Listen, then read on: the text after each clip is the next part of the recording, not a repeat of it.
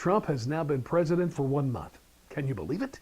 Now, the only question is he president of this country or is he president of the Russian Cabal? You know, that's the group of his people and Russian people, Putin's people, that are working together secretly to steal all the money in the world. Well, if you saw his press conference, you'll know what I'm talking about, because all the press wanted to talk about was Russia. You see, they hate Trump. And so for some reason, they think this Russian thing is the way to really bring him down. So they are, laser focused 24 hours a day, 7 days a week.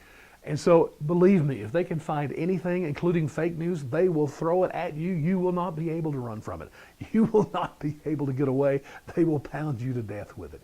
Personally, I don't care, because you know what? It's all about who said to who's talking to who, what they said, what they reported to somebody else. Talk, talk, talk. Don't care. What I care about is action. And in his first month, I have to give him credit.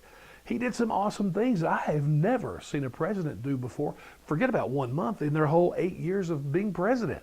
One was he met with all these CEOs numerous times, big company heads, as well as owners of small businesses.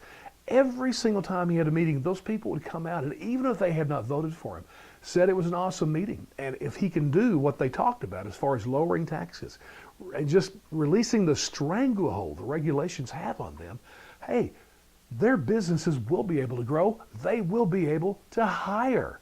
We know of the multiple people, including Ford, who's going to put a plant here instead of Mexico, and then multiple companies who've already promised hundreds of millions of dollars to build new facilities here, which will create thousands of jobs. This is all in the first month. And then you got Lockheed and Boeing.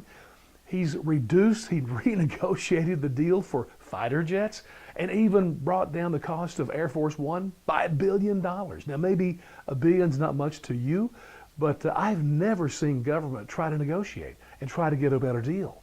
So this is awesome to me. And then finally, one other example, you know, how many years, I guess all 8, Obama had that request for the Keystone Pipeline permit on his desk.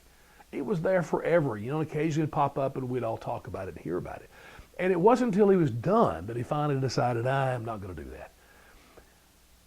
Trump comes in first week, okays it, but in an executive order, he said the only way this is okayed is if all the steel pipeline materials used in this project is built in the USA.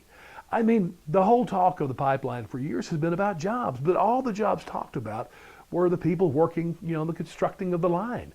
Here's a whole different angle no one has ever mentioned, at least I've never heard, and I think it's great.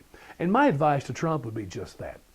As much as the press is laser focused on Russia and your connections, you need to laser focus on jobs, the economy, and of course healthcare, which is an economic issue too. So go Trump. I can't wait to see what's in store for the second month.